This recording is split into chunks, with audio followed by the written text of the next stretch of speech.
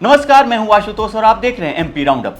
मध्य प्रदेश की सियासत में इन दिनों सबसे बड़ा सवाल एक ही है कि आखिर दिल्ली दरबार में एमपी के दिग्गजों की दौड़ का असली मकसद क्या है। दतिया उपचुनाव में मिली हार के बाद भोपाल से लेकर के दिल्ली तक सियासी गर्माहट चरम पर है।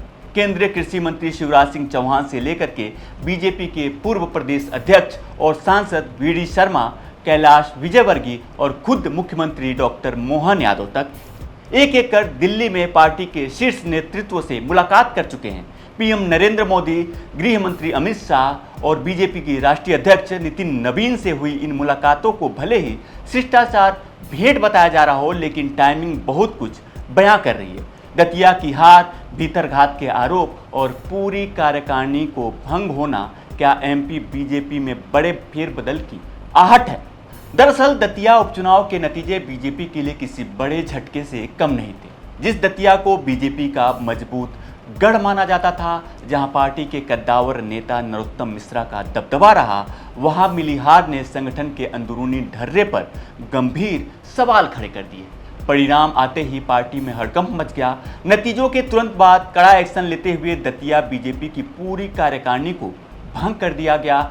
एक झटके में तकरीबन 1000 से ज्यादा नेताओं और कार्यकर्ताओं को उनके पदों से हटा दिया गया। पार्टी ने हार की वजहों की परतें उघाड़ने के लिए एक विशेष समीक्षा समिति बनाई।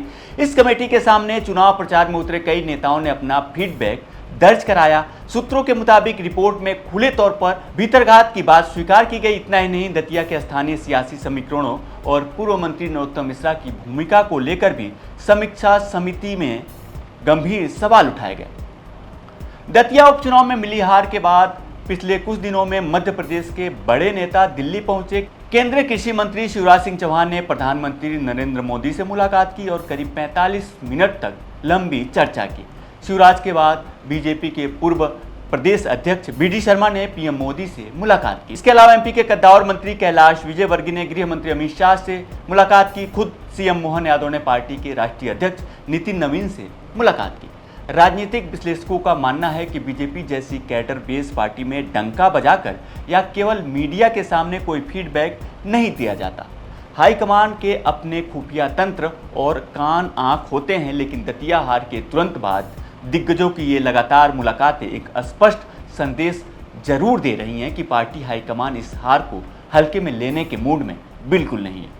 हमने इन बड़े नेताओं की मुलाकातों के मायने जानने के लिए बात की वरिष्ठ पत्रकार चैतन्य भट्ट से और पूछा कि दतिया उपचुनाव में मिली हार के बाद इन मुलाकातों के क्या मायने हैं, क्या बदलेगा इससे, क्या कोई बड़ा विकेट गिरेगा या फिर जो होना था वो हो चुका।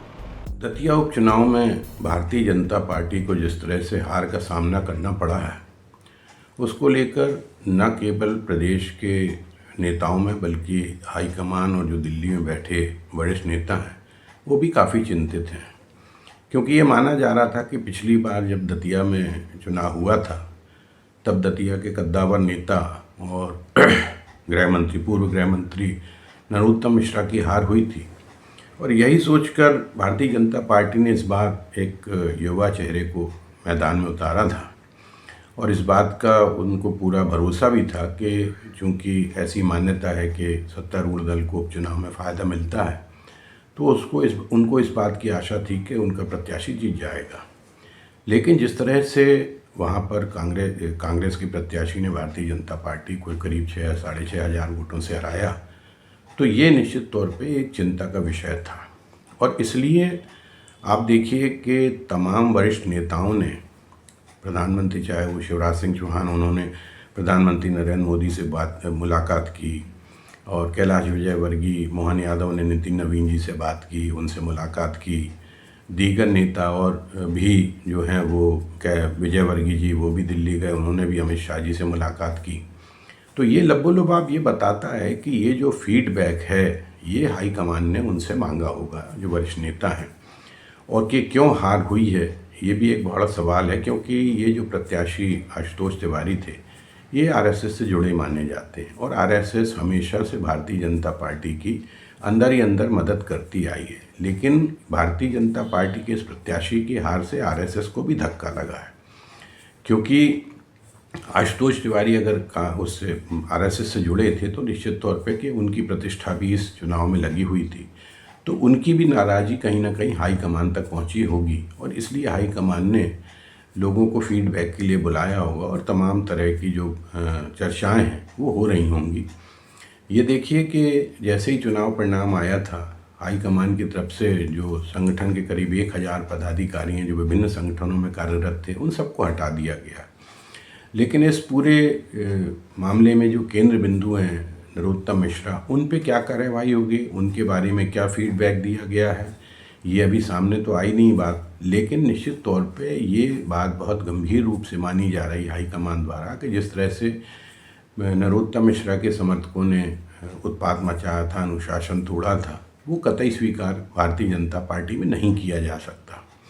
और यही कारण है कि जो 1000 लोगों को हटाया गया, अब इनके भविष्य को लेके क्या पार्टी सोचती है, क्या उनको निलंबित किया जाएगा या पार्टी से हटाया जाएगा, ये एक अभी भविष्य के गर्भ में है। लेकिन ये बात सही है कि भारतीय जनता पार्टी इस हार को लेके बेहद ही चिंतित है और लंबे स्तर पर इसमें विचार विमर्श भी किया जा रहा होगा। जिस तरह से फीडबैक वरिष्ठ नेताओं ने दिया होगा, वो किन कारणों से भारतीय जनता पार्टी की हार हुई, क्या सरकारी नीतियों का सही आकलन नहीं किया जा रहा जनता द्वारा या जनता तक वो चीज़ें नहीं पहुंच रही, क्या प्रदेश में अफसरशाही बहुत ज़्यादा हावी है जो लोगों को परेशान करती है। इन तमाम चीज़ों पर सवाल जवाब निश्चित तौर पे यहाँ के नेताओं से किए गए होंगे और ये कहा गया है कि ये सारी चीज़ें जो हैं ये नहीं होना चाहिए। मुझे लगता है कि अभी जो एक जन विश्वास आयोजन मुख्यमंत्री द्वारा किया जा रहा है, उसके पीछे भी ये बात हो सकती है कि हाईकमान ने कहा होगा कि आप जनता के बीच में जाइए, क्योंकि आगामी दिनों में नगरीय निकायों का चुनाव है और उसके बाद अगले साल नगरीय निकायों का चुनाव, उसके बाद अगले साल विधानसभा का चुनाव है और इन चुनावों में भारतीय जनता पार्टी अपनी पूरी ताकत से चुनाव मैदान में रहेगी और उसको लगता है कि अगर इस तरह की हार होती रही तो उसके प्रत्याशियों को जीत पाना बड़ा मुश्किल हो पाएगा।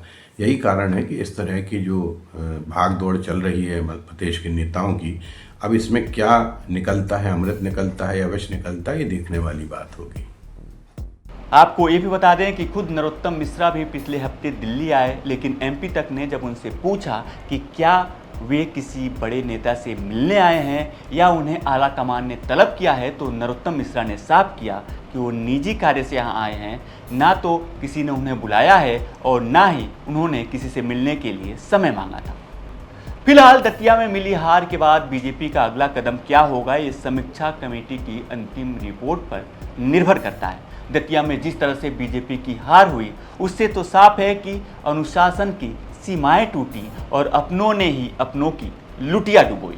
फिलहाल सियासत में मुलाकातों के अपने मायने होते हैं और बीजेपी में अक्सर बड़े फैसलों से पहले खामोशी और मुलाकातों का दौर ही देखा जाता है। दतिया की हार ने एमपी बीजेपी के अंदरूनी घमासान को सबके सामने लाकर खड़ा कर दिया है, लेकिन अब इसको लेकर के क्या कार्रवाई होती है, क्या कोई बड़ा नेता भी इस कार्रवाई के दायरे में आता है, इसके लिए कुछ दिन और इंतजार करना पड़ेगा। तो आज का एमपी राउंडअप आपको कैसा लगा कमेंट में जरूर बताएं और मध्य प्रदेश से जुड़ी तमाम बड़ी खबरें देखने के लिए देखते रहें एमपी तक।